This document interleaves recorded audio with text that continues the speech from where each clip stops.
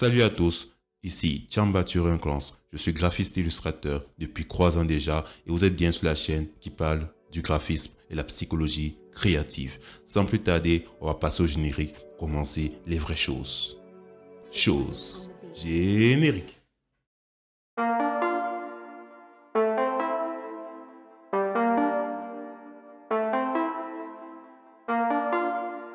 Dans la précédente vidéo, il était question de réaliser un logo pour une agence de communication qui s'appelait Boom Agency. En effet, le logo a été réalisé sous 3 propositions et dans cette vidéo justement, je suis censé vous faire part du logo qu'on a choisi et de pouvoir vous donner les détails de la charte graphique de l'agence Boom Agency. Bon, je ne sais pas si en disant agence Boom Agency ça passe, mais on va aller comme ça. Dans cette vidéo, je vais vous montrer la proposition que le client a choisie. Vous avez une idée, n'est-ce pas? Avouez que vous avez une idée. ouais, j'avais raison. Oui, en effet, le client a choisi la 3e proposition, celui du B qui est sur le carré là que j'ai expliqué dans la précédente vidéo, qui est épinglé là-dessus. N'hésitez pas à aller voir la précédente vidéo si vous venez d'arriver. Et bien sûr, n'hésitez pas à vous abonner si vous n'êtes pas abonné. Je souffre ici là pour vous, donc abonnez-vous quand même. Et vous ne raterez pas de bon contenu. Je vous le promets. En effet, dans cette vidéo, je vais vous expliquer comment j'ai réalisé la charte graphique de l'agence Boom Agency. Page par page, je vais vous expliquer les détails importants d'une charte graphique. Déjà, on va essayer de définir une charte graphique. Qu'est-ce que c'est une charte graphique?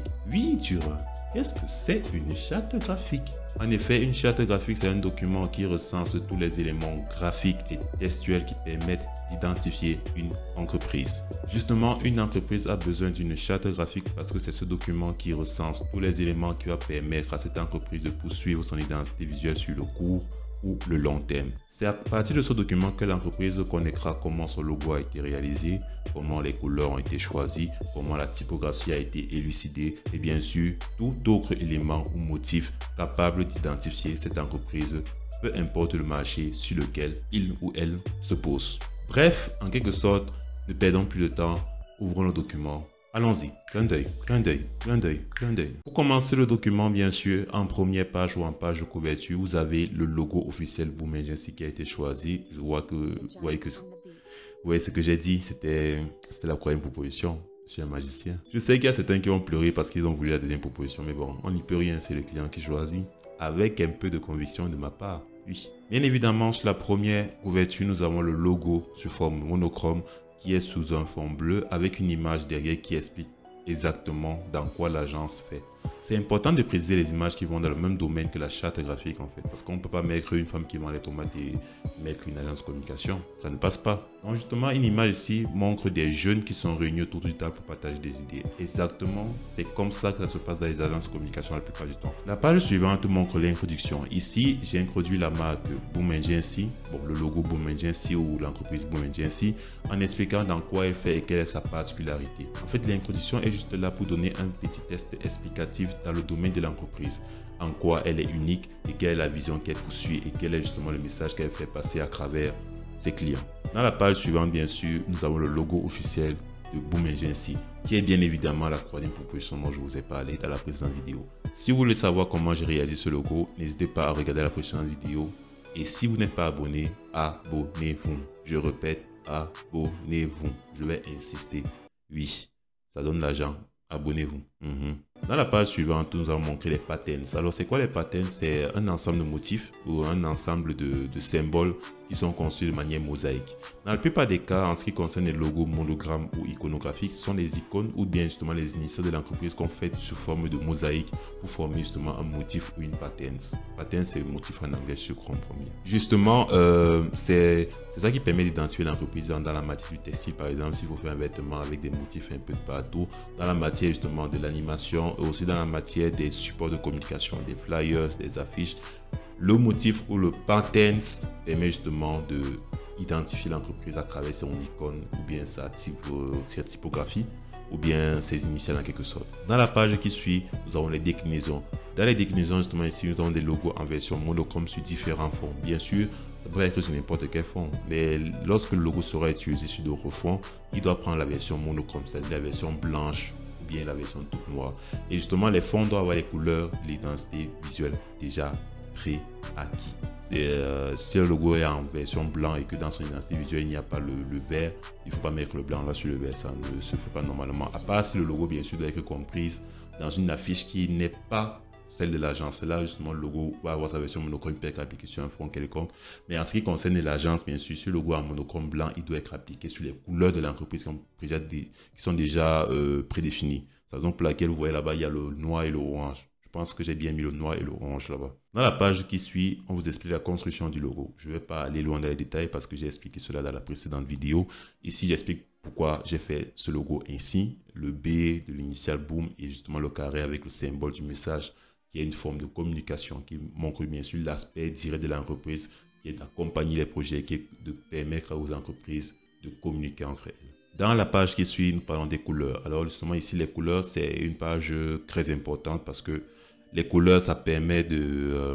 je dis comment? Les couleurs, ça permet justement à des personnes qui viendront plus tard, comme l'imprimeur, comme d'autres graphistes, de connaître exactement les codes de couleurs et les codes CMJN et RVB des couleurs qui sont utilisées dans la charte graphique, afin de pouvoir les reproduire de manière fidèle à l'entreprise. C'est très important de préciser cela parce que souvent, le vert n'est pas le vert. Bon, mon écran encore était. Comme je disais, souvent le vert n'est pas le vert parce que justement il y a plusieurs nuances de vert, ce qui fait en sorte qu'il y a plusieurs codes hexadécimales du vert. En ce qui concerne les couleurs, on va aborder une autre vidéo sur ça. Forcément que je vais revenir épingler sur cette vidéo. On passe à la page suivante. Dans l'autre page, on parle des typographies. Alors les typographies sont les types de police, les types d'écriture, les caractères d'écriture qui sont utilisés, qui sont propres à l'entreprise. C'est important dans cette page de préciser les typographies déjà du logo. C'est-à-dire le logo a été fait avec quelle typographie. Et c'est important de préciser justement les typographies qui vont servir dans le futur à l'entreprise. Justement pour la rédaction des textes sur les documents administratifs, pour la rédaction sur les flyers.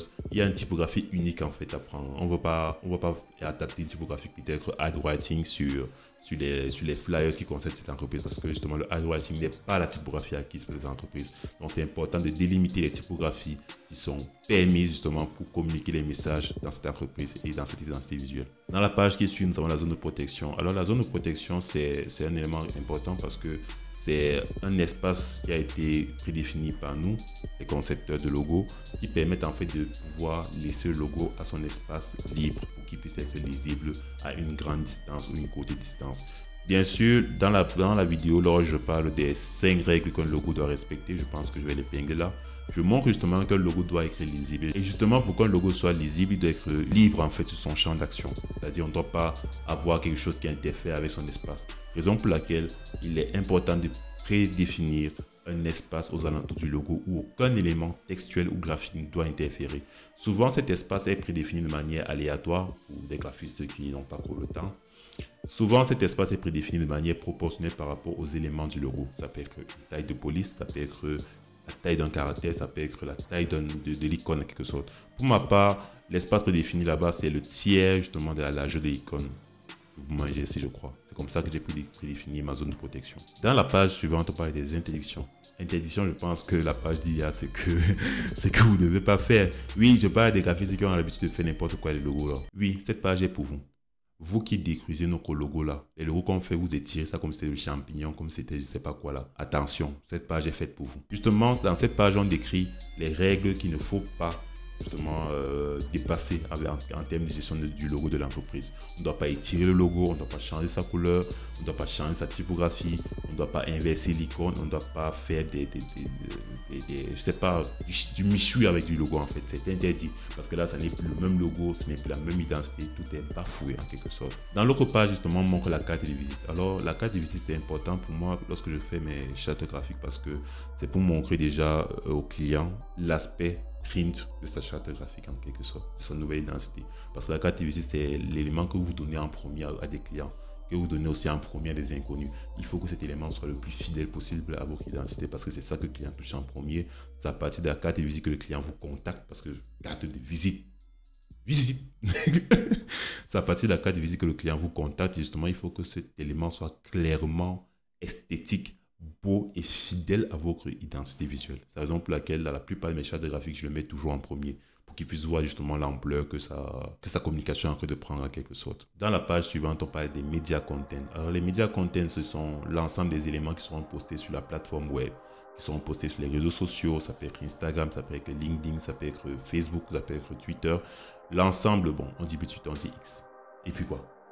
Nous, nos générations, c'est des Twitter. Donc, en fait, l'ensemble de ces éléments, bien sûr, vont honorer la nouvelle charte graphique qui sera prédéfinie par l'entreprise. À quoi les flyers vont ressembler, à quoi les photos de profil vont ressembler, à quoi les bannières vont ressembler.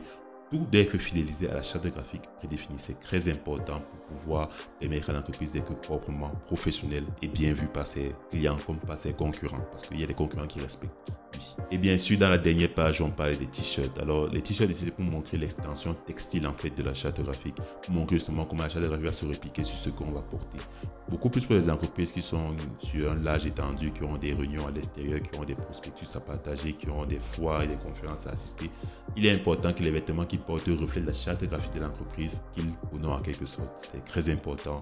Ça permet de respecter l'entreprise dans les moindres détails près, jusqu'aux caleçons qu'on porte. Bon, pour le caleçon, je blague, mais bon, c'est un détail en quelque sorte. Et voilà, c'est comme ça que j'ai conçu la charte graphique de l'agence. Pour ainsi, j'espère que le document vous a plu. Et si vous avez d'autres questions en ce qui concerne la charte graphique et ces éléments, n'hésitez pas à le mentionner en commentaire. Et si vous n'êtes pas abonné, je précise encore, n'hésitez pas à vous abonner, à laisser un commentaire. Et là, on va parler de sujets très intéressants. Et je pense que je vais lire les commentaires là.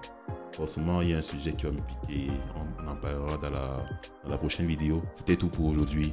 Passez une bonne fin de semaine et bon week-end à vous. Ciao!